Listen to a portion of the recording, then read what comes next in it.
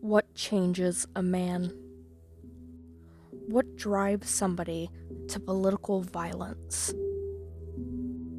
How can a seemingly normal young adult who just graduated from college find himself on the rooftop of a building 35 minutes away from family and loved ones, about to kill the president? This is Thomas Matthew Crooks. Today, we examine his life and the events that unfolded because of his actions. We unravel the horrors that happened that day. This is Crooked, a portrait of Thomas Matthew Crooks.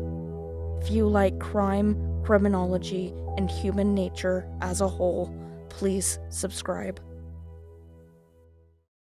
Stomach just went to the ground. The pit of my stomach ached. He would sit alone at lunch. He was just an outcast, and you know how kids are nowadays. He did have a few friends. He wasn't just a loner out there.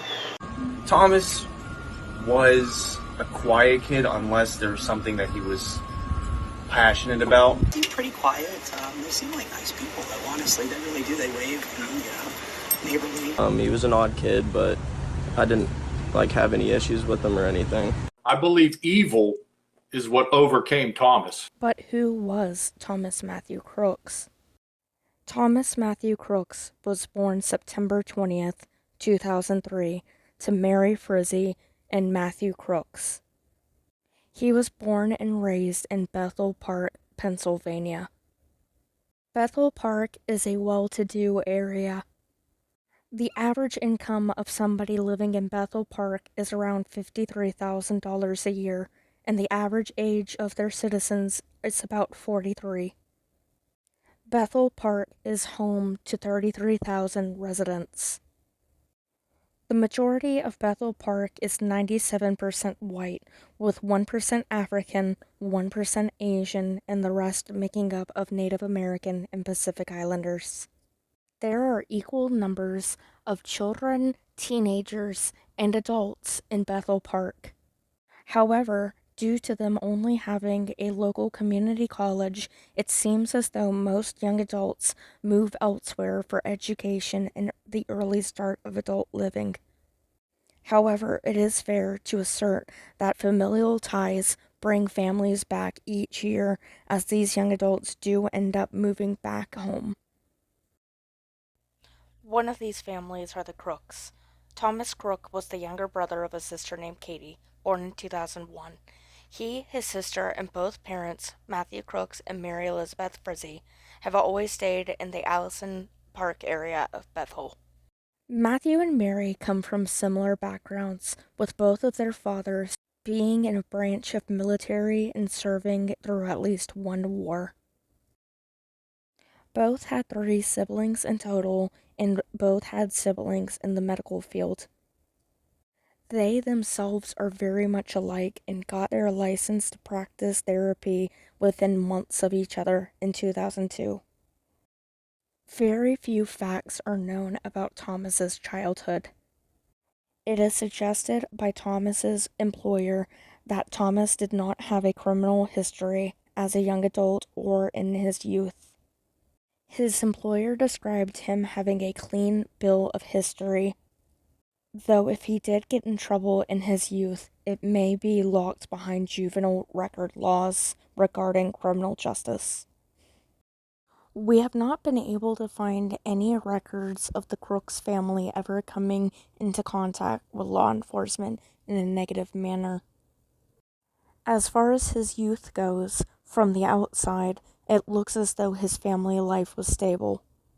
He and his sister Katie grew up together in their quiet little household, but youthful joy would not always remain.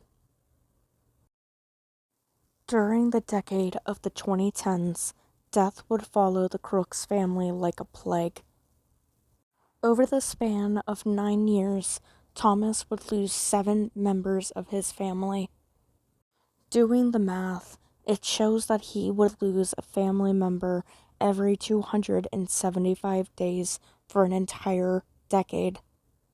He lost the first family member whenever he was 7 and lost his last family member whenever he was only 16. Over this span of time, he lost both of his grandfathers, one of his cousins, 2 of his uncles, one of his aunts, and one of his grandmothers, all within a decade. One could suggest that this psychologically damaged him. Losing so many family members all at once could be damaging to a person, but it seems as though he took it in stride. He and Katie persevered through and eventually went to high school together.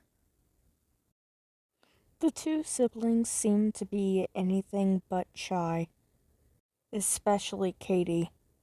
Katie loved photography and often sent her photos to Hawkeye, their school newspaper. She was also loved by student, staff, and teachers, as seen here. She was also part of the yearbook squad. Thomas won $500 from a Science Initiative award. As it seems, they're just normal American teenagers dealing with high school and all of their struggles. Katie graduated in the midst of the pandemic in 2020, leaving Thomas behind to fend for himself until he graduated in 2022. Who Thomas was as a person depends on who you ask. It varies wildly between him being a victim of relentless bullying, to him being the sweetest guy, to him being this absolute maniac whenever it comes to politics. Many classmates would recall an incident where somebody threatened to shoot up the school. People blamed it on Thomas Crooks and a few of his friends. Bethel Park High School would go on to set the record straight. Thomas was never on the rifle team, nor was he responsible for the threats of violence in 2019. They also claim that Thomas never came for help about mental health. Though no cases of bullying is known, we do have this strange video. 6'4". I go to Stanford University. I have a 10-inch penis. Yeah, we couldn't find a lot of friends. Let's move on. BlackRock Financial Group filmed a money management advertisement shot at the local Bethel Park High School, aimed at teachers retiring. I teach AP and honors economics in Pittsburgh, Pennsylvania. Financial well-being to me is knowing that I can be free to do the things that I love to do. I hope when I retire someday, they say that guy made this place a special place to come to school and gave as much as he could to help the community.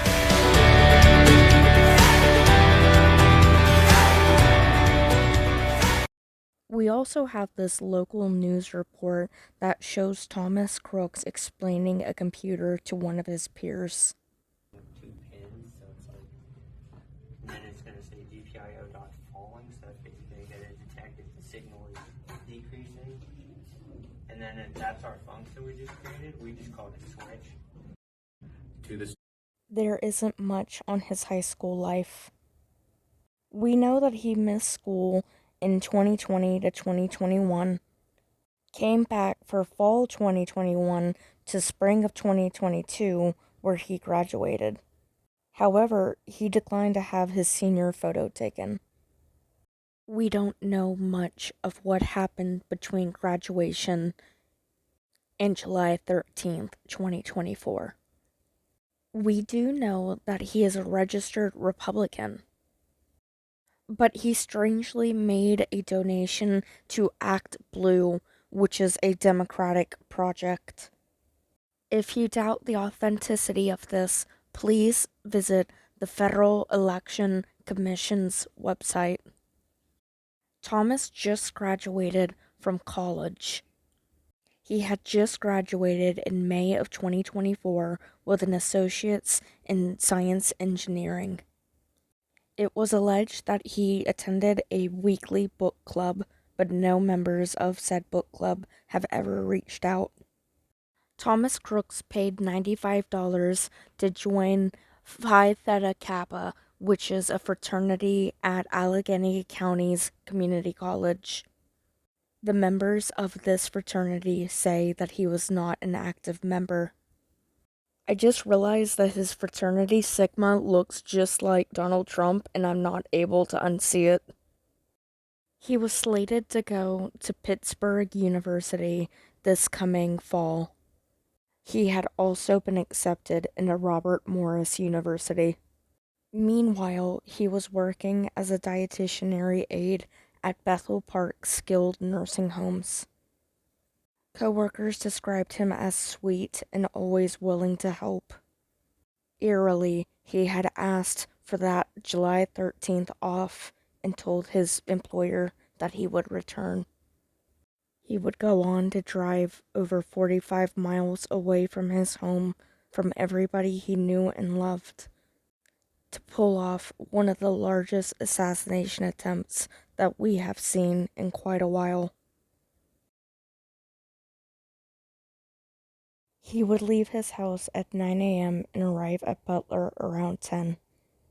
It's not exactly known what he was doing during this time. Everything was just getting set up, and the gates did not even open up until 1. The FBI report says that his car reported driving around aimlessly. He would stay at the rally for around an hour and leave around 11 a.m. Sometime around 3:30, he came back to the fairgrounds and was seen using his drone to scope out the overhead of the aerial view. His drone got within 200 yards of where Trump would be speaking. We do know that he used his drone for about 10 to 14 minutes, but we're not sure why. It was more than likely to scope out the surroundings. He initially sent his drone off at a picnic table near the AGR building. This is probably where they first became suspicious of him. However, between this time and the shooting, he would return to his car, put up his drone, and come back.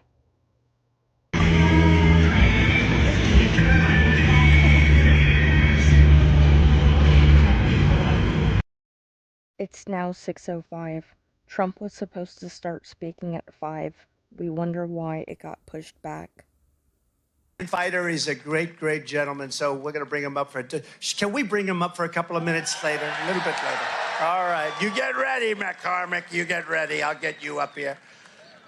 The world will see a vibrant Republican Party that is bigger. That's all we want to do. If he was doing the job, I wouldn't even be doing this. I'd be at some beautiful place with gorgeous ocean. Look, they're all pointing. Maybe the Pacific. Someone's on top of the roof. Look. There he is right there. Right there, see him?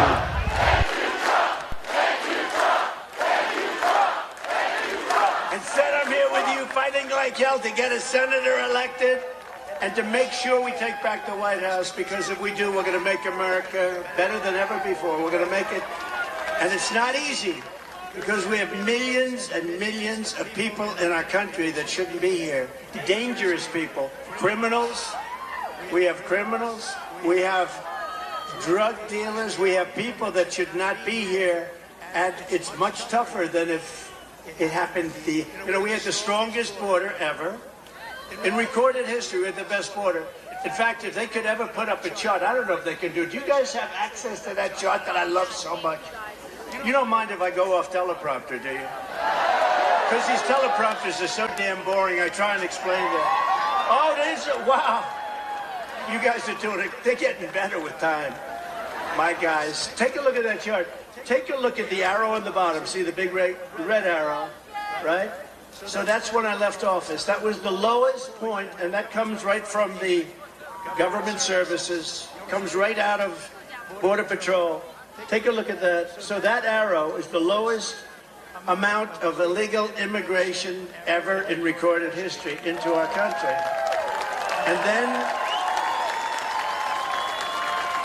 And then the worst president in the history of our country took over.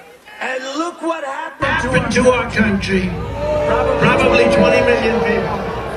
And you know, that's a little bit old, that chart. That chart's a couple of months old. And if you want to really see something that says, take a look at what happened.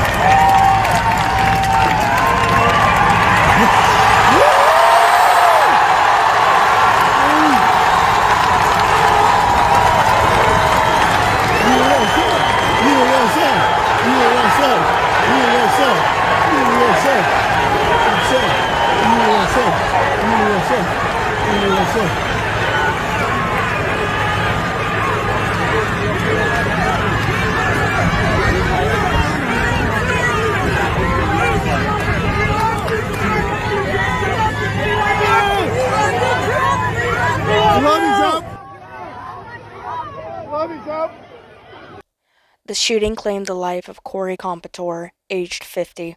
He was at the rally that day with his family, who he shielded from gunfire. He was a self-described girl dad, a tooling engineer, and a volunteer firefighter after serving many years as fire chief. David Dutch, a former Marine, and James Copenhagen were among those who were shot at the rally. The events of July 13th, 2024 has changed Bethel Park in Butler County, Pennsylvania forever. The Butler County, especially the Butler County Fair where this tragedy happened, does not want to be known for the violence that happened here, nor should it. It wants to remain a family-oriented space where nobody should fear about losing their life. The same applies for Bethel Park. None of the citizens were aware of what was happening, as not only law enforcement but media personnel swarmed their neighborhood and completely took over under 24 hours.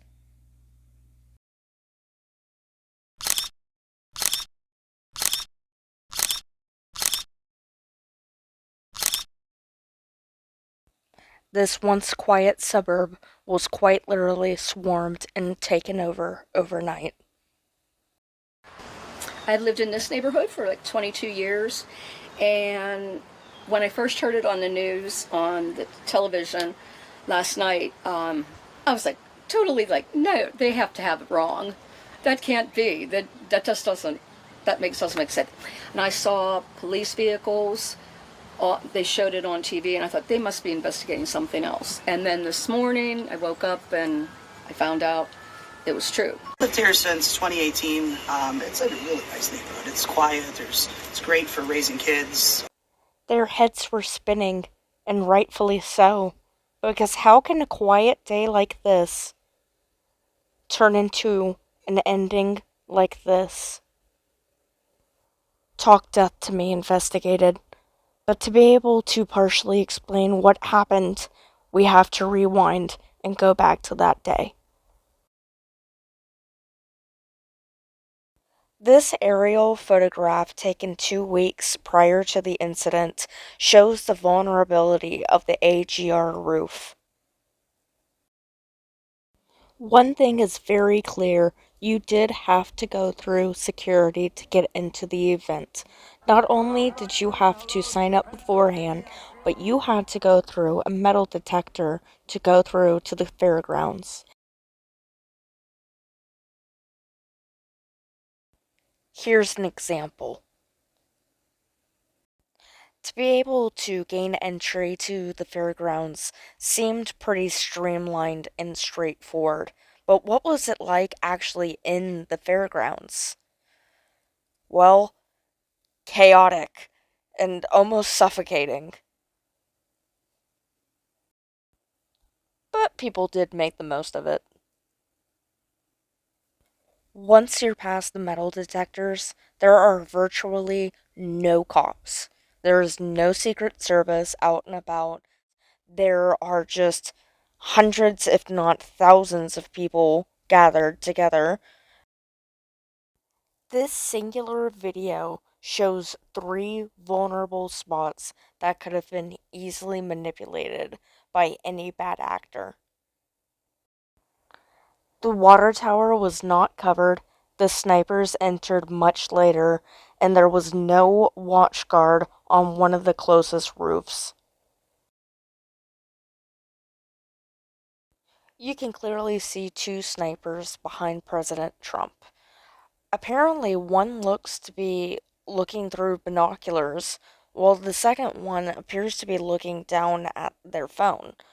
We have magnified in, and we suggest that they could be looking at the image of Thomas Matthew Crooks. Another fact is, snipers were not always on that rooftop. There are no snipers seen just 30 minutes before Trump comes on stage. Get ready, because it gets worse. We see here 2 buildings unmanned.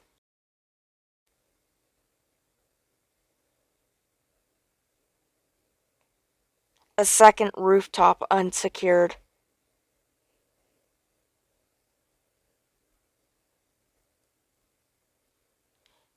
The AGR building still unsecured. When examining the evidence, it really does seem as though there were only 2 teams of snipers deployed that day. You have multiple vulnerable roofs. The water tower, which that in itself is huge, and thousands of people. It does really seem like the security was completely outnumbered. Whether or not that was intentional is not known. There was so much miscommunication that people actually had to flag down medical staff. Though the miscommunication was absolutely wild during this chaotic event, we did learn previously that it appears that Corey Competore was in this ambulance who was a part of the Trump motorcade. We're thankful that Corey did not have to wait around for an ambulance to be called and that they quickly got him to a hospital. I'm sure the motorcade made everything a lot more faster. Another instance of failed communication is this video showing Secret Service ducking after the first shot is fired. See something that said, take a look at what happened. Another security breach that we clearly saw was that there was no set perimeter. You can see people walking around, and you can see a gate right here that is completely guarded off and broken. And right here you can also spot a cop running away as the firing started.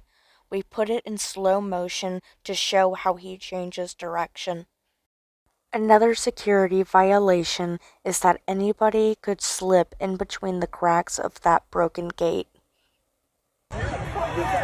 He's on top of the roof. Don't go over there. Even though it has been loudly announced that the shooter is on the roof, Everybody, even at a ground level flooring, can see that the shooter is on the roof. This officer leisurely strolls by. Because of testimonies given by workers and eyewitnesses alike, we have also found out that there was a breakdown of communication between all factors involved. It's important to note that some officers' shifts ended in the middle of the rally, as shown by these text messages.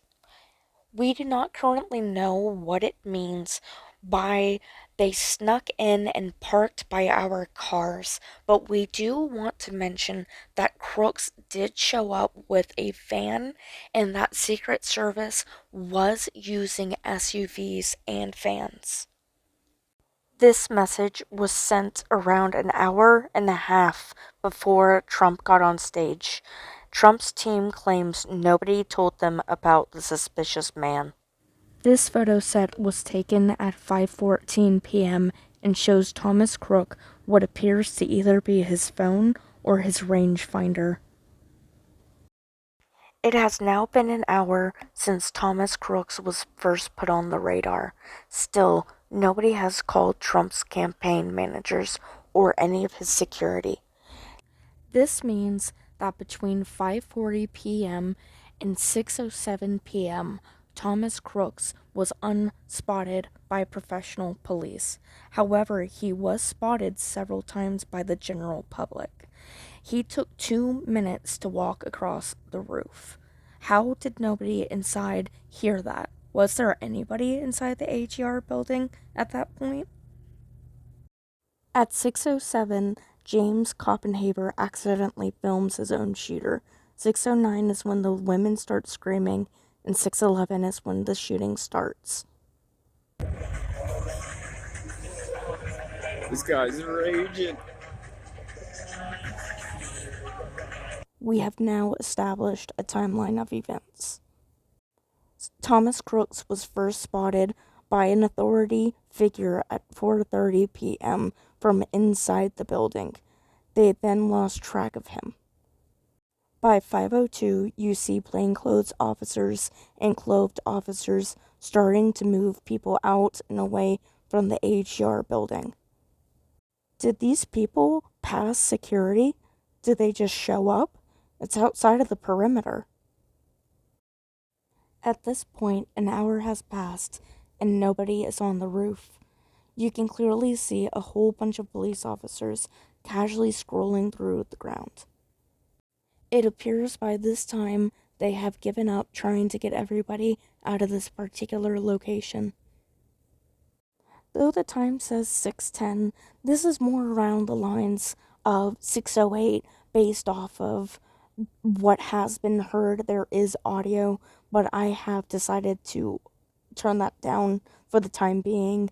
In a few minutes, you are going to hear the women start yelling, "He's on the roof."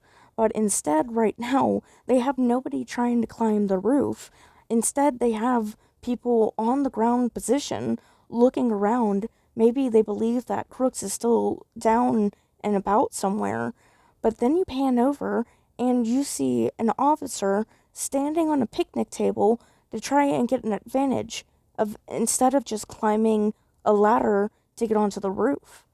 Do they have no ladder?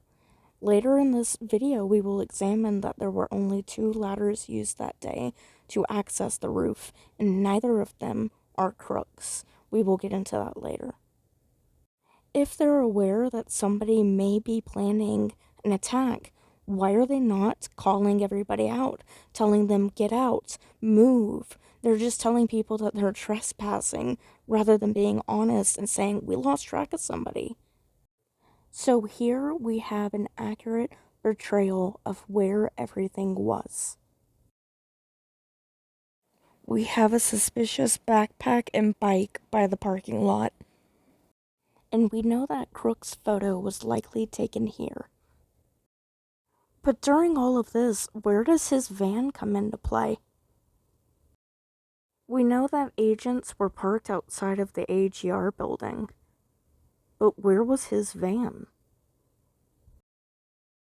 The text messages read as though he got into the parking lot.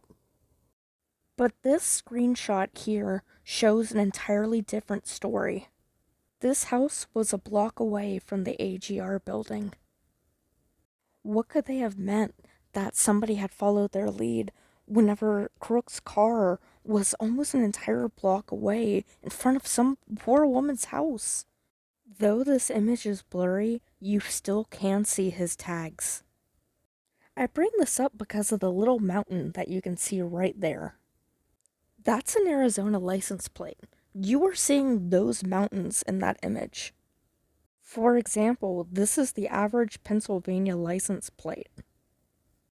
Also, why were multiple tow trucks called in? This video shows at least 2 going towards the Butler rally site after the shooting. Also, why were they called immediately after if they didn't find Crooks' van until well into the night due to canine issues? In the early morning after the shooting, it was reported that Thomas Crooks owned a red car that was at the scene. But there was no red car at the scene. But Katie did drive a red car. Why would the media report that there was a red car if there was only a white van? Who saw a red car? Who reported on that? Why is his license plate from Arizona? I mean, he does have a relative in Arizona, his deceased uncle, but he's been deceased since 2019. Is this his uncle's van? Why would he have his van if his family wasn't even mentioned in the obituary? We also know that a metal box containing explosives was found inside of the van. So what they're saying is that he planned to blow up this poor woman's house, or at least in front of her house, a block or 2 away from the county fair where he is trying to assassinate Donald Trump using this old-fashioned remote. Correct me if I'm wrong, but how could this type of remote get signal all the way from there? And he was going to blow this up as a distraction? Why not park it closer to the events? There are several questions about his gun and if he even went through security or not. Remember, he got a ticket to go to the event, so he had to go through this, right? Why did he buy a ticket if he planned to go outside of the perimeters? It seems as though he could have just snuck in through the parking lot. But then again, others were over where he was as well, so what really defines a perimeter? I mean, did all of these people go through security? Were all of these people allowed over there? Why couldn't they control the crowd over here? Tell the FBI to hurry. And why was everybody that slow that day? I mean, look at this footage here. This has not been slowed down. These are just officers and personnel strolling. I've been using the word strolling a lot because we have been seeing a lot of strolling. Here they are trying to get a ladder up so that they could hoist themselves up and see what's up there and confirm that Crooks is dead. Here we can see personnel scoping through the windows to make sure that there is nobody else inside that could potentially be shooting. Does that suggest that there was nobody inside the AGR building during the actual moments of the shooting? Why would they have to scope out the insides of the rooms if they should have had somebody inside there? We were supposed to get a face-to-face briefing with the Secret Service snipers whenever they arrived, and that never happened. So I think that that was probably a pivotal point where I started thinking things were wrong, because that never happened, and we had no communication with the Secret Service. You had no communication with the Secret Service at all on that Saturday? Not until after the shooting. And by then? It was too late. And just like that, the finger pointing has begun. Should that roof have been secure, period? That building in particular has a sloped roof at its highest point. And so, there's a safety factor that would be considered there, that we wouldn't want to put somebody up on a sloped roof. And so, the decision was made to secure the building from inside.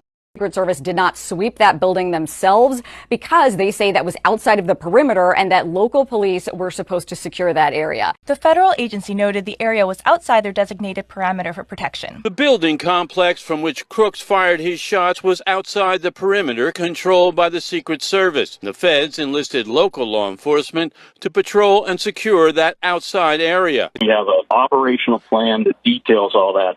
We're strictly traffic detailed. They were not required or not detailed to any security detail related to the event. It was indicated we did not have the manpower to, take that task on as well, based on our number of officers on duty. The Secret Service never responded to those messages. They had a walk around with the field. Our officers were part of that walk around.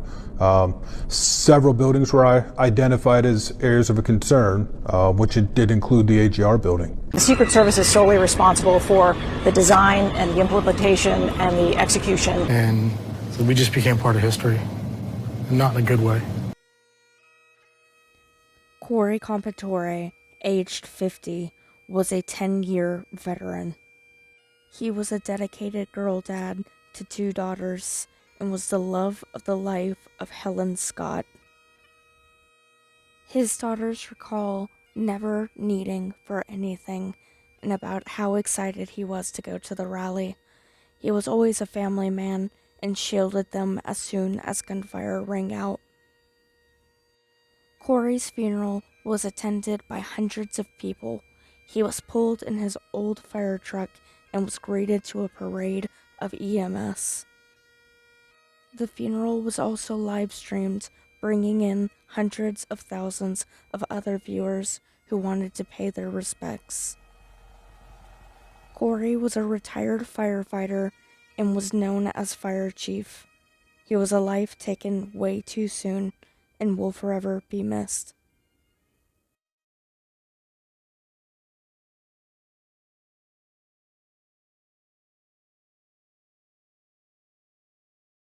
We must applaud those who jumped immediately into action. Who knows the difference between the seconds it would have taken? Multiple people rushed to Corey's aid to try and give help. In many such scenes, the majority of people would have ran away. But we have an entire group of people risking their lives to save Corey and the others. For example, this woman who was very close to Corey Compatore was very afraid and ended up passing out because of it. A shot was fired, and then I jumped over the barrier and put my hand on the guy's head that was refusing to breathe. Who was it? Do you know? It's a stranger. This is not Trump, though. This is another person. Yeah. So Trump. I thought it was firecrackers to begin with. Somebody over there was screaming, he's been shot. So I made my way over. I said, I'm an emergency department physician. Let me help you. The guy had spun around, was jammed between the benches. He had a headshot here. There was lots of blood, and he had brain matter there. And so I got him. There's a helicopter coming in to get him. So I got people there really helpful. I got him up on the bench. Shot that you saw? Then I did CPR, did chest compressions as well as I breathed for him. One person. I was the only one who did it. David Dutch was eventually released after an 11-day stay on July 25th. James Copenhaver was later released on July 28th, and Trump was able to go home that very night. We do not know if Thomas Matthew Crooks' body has been released back to his family, but we do know that they have been out in public at least twice since this incident occurred. Matthew, why would your son want to kill the president? Back off! No comment. No comment! Were there any warning signs, Matthew? No comment. How's Mary holding up? No comment. We'll release a statement when our legal counsel advises us to do so. Until then, we have no comment. We just want to try to take care of ourselves right now. So please, give us our space. I say that was a fair response. That video was taken 2 nights after the shooting. They weren't crude, they didn't say anything inherently wrong, they were just waiting for legal counsel, and that is their rights. But between then and earlier this week, it seems as though he has changed his mind about how he's going to respond. Mr. Crooks, was there anything that might have made you aware of what your son was up to? Mr. Crooks, can you explain why your son has such a limited social circle? Is there any statement you'd be willing to share with us right now, Mr. Crooks? I gotta pee. Yeah. The licensed counselor just said that about his son, who just tried to shoot the president and killed Corey. In the meantime, there is still little that is coming out about this. Butler County released this in regards to Thomas's autopsy. They declined to show his toxicology report. As somebody who has worked in the death industry for years, this is almost laughable what little amount of information that they have given us, and I want to show you what the standard is for autopsy releases. An autopsy cannot be reduced to nothing like this. There are practices and standards in place. For example, you can't just generalize. You have to be very specific in regards to death. You have to name specifically what kills this person. In other words, you have to be very concise. You also have to disclose the attributing factors such as bullet wound, collapse of skull, fractured skull, hemorrhage, bleeding, stuff like that. We didn't get anything in this report, and I find that very strange. It's just they wanted to post something, just get that out there. Another weird part of this death certificate is the time. If he was killed instantly at 6:13 p.m., then why is the time of death almost 13 minutes afterwards? Are they suggesting that he didn't get killed on impact and was still alive during the investigation? This brings us to the conspiracy part of this video. This is an image circulating Twitter. This is not Thomas Crooks. This is a trans person who goes by the name of Rose. People unfortunately harassed this person until they recently uploaded an image confirming that they were still alive, well, and definitely not Thomas Crooks. My name is Thomas Matthew Crooks. I hate Republicans, I hate Trump, and guess what? You got the wrong guy. This is actually a troll named Jew Gazing who likes to vape in movie theaters. I don't think he's a threat. Slash his throat! Every fucking Republican! Suck my fucking balls! Say that one more time. Slash Republican throats! Slash fascist throats! Get the fashion! This is an Arizona State University student, and Thomas was only in 10th grade whenever this video was filmed. Bomb squad had me for about an hour. Then the ATF had me, and then they took me in to sit and talk to the FBI. ATF come back in and says, Mr. Evans, we're getting you out of here. They thought you were the shooter. No, they thought I had the bomb. It's a pretty sweet bike. A buddy of mine gave it to me a couple years ago and decided I'm going to ride it cross country. On July 29th, the FBI confirmed that the bike that they had said belonged to Thomas Crooks did not, in fact, belong to Thomas Crooks. The bike belongs to a vagabond who is going across the country. We also now know where all the ladders came into play. Although Crooks was found with a receipt in his pocket for a 5-foot ladder, he'd never brought one. This is the infamous red ladder from the NBC flyover. We also know that they had a telescopic ladder. This probably came from the Bearcat mobile unit. It seems as though they don't understand that the ladder is retractable and can be folded outwards to make a real ladder. It's very convenient. It just kind of squishes into itself. But they can't figure it out. They're just desperate to get onto the roof, so they just have the most dangerous idea of standing on what appears to be a plastic shed and uses pallets as stairs instead. We also now know that this cop here was never actually gravely injured like it was originally reported. It was reported that this cop was going to need stitches because he cut his hand and was bleeding all over the place, hence why multiple people heard blood all over the bathroom. However, he was never hurt. He was never bloodied. Inside, they have fresh blood in one of the bathrooms. They have fresh blood inside in one of the bathrooms. Well, that's not good. We now know how Thomas got onto the roof. We know that he climbed this air conditioning unit like stairs. But the question that's burning in my brain is, what are these fingerprints right here? We already know that they scrubbed all of the blood off of the roof from where Thomas was shot. So then what are these fingerprints right here? Why are they so pronounced? They almost look like blood, honestly. I would like to know who these fingerprints belong to and why they're so dirty and off color from the paint.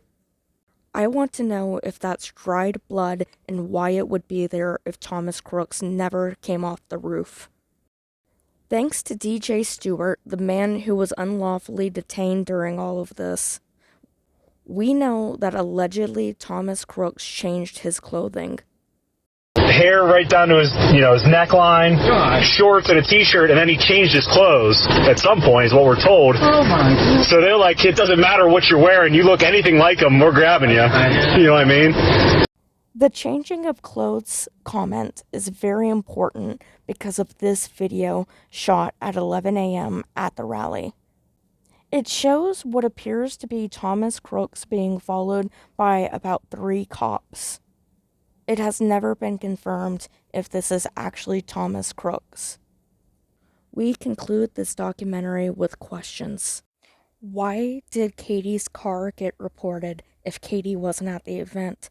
And why did Butler ESU claim they saw Crooks' van in their parking lot?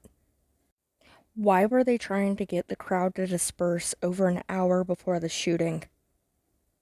Where is his backpack and why wasn't it spotted until the moment of the shooting? Why does it appear the snipers were only downstairs the entire day? Why does Greg Nichols claim to be outside looking for the shooter, but he is seen coming out of the AGR building after the shooting? How did no one hear Crooks running on a tin roof? I would imagine that would make a lot of noise.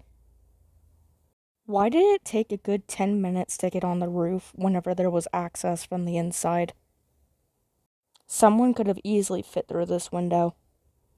So if Butler County's SWAT team, like Greg Nicole had said, if they were always inside of the building, then why the need to sweep from the outside? They're clearly looking in to see if there's any threat on the inside. Why? If Crooks acted alone, why the need to sweep?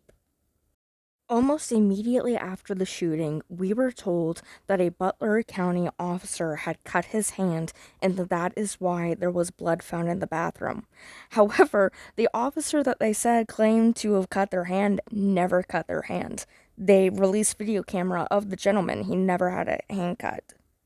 Why was it reported that there was blood in the bathroom if they killed Crooks on the roof? And lastly, my giant question is, how did DNA lead to Thomas Crooks? I am a pre-licensed genealogist who has been working on criminal justice and DNA linking criminal justice for about 4 years now. To say that DNA led to Thomas Crooks raises giant flags for me. Your DNA isn't just on file with the state. You or an immediate loved one has to already have your DNA in with the state due to some kind of crime or missing children's project for the state to have your DNA like that. They are saying that they identified Thomas Crooks through his DNA. They said that he did not have a license on him and that they were able to discover his identity within hours of the shooting due to that DNA. I have issues with that statement. They're claiming that Thomas Crooks, nor his parents, nor his sister have any kind of criminal justice record. However, they had his DNA on file. That just doesn't make sense. Either he or his immediate loved ones had to have had some kind of criminal record and had their DNA already in the CODIS criminal system. The fact that they say that he was identified via DNA is very alarming. This suggests that somebody is lying about this family's DNA and criminal justice involvement. Someone's DNA had to have been in the CODIS system for a quick identification like this. Since I can't find anything on his parents or Katie, this leads me directly back to Thomas. Thomas Crooks could have gotten into trouble as a juvenile, resulting in his DNA having to be taken to be implemented into CODIS. It just does not make sense to me that they were able to identify him through DNA and nobody have a criminal history. Juvenile records are locked away and are very rarely open to the public's eye. I believe somebody is lying about Thomas never being on a watch list or having any interactions with the police. This revelation makes me wonder exactly why Matthew called the cops. He called the cops the day of the shooting, but it's not known if it was before or after. Allegedly, he was concerned because his grown 20-year-old son didn't return from the shooting range when expected. Why would that raise concerns? He's 20 and he's been shooting a gun for like 2 or 3 years. If Matthew sold Thomas the gun, why would Thomas still need permission to take the gun to the shooting range? Why did he need permission to go to the shooting range as it is? He's 20 years old. Was he aware that Thomas had a mental illness? Is that why he needed permission to get the gun? Is his juvenile record also why he needed permission to get the gun? How did they not know that there were bombs in their house? What do the Crooks know that they're not telling the public? They've only said one statement in the entire 30 days since the shooting. Why does it seem that nobody suspects them? We again want to take time to thank Corey for the selfless act of defending his family. He was a selfless man who laid down his life that day for his wife and daughters. We wish David Dutch and James Copenhaver a speedy recovery. We are thankful that they survived such a traumatic shooting and that we hope that they are able to process the trauma that came along with this. As always, we wish both Bethel and Butler Park our sincerest condolences and wish that everybody would just set aside their political differences. We encourage all whistleblowers to speak out about this. The only way we are going to get answers about this day is if the people from the inside speak out about what they truly saw. This was Crooked, a portrait of Thomas Matthew Crooks. This was a Talk Death to Me production. If you enjoyed what you saw, please hit subscribe and like for more.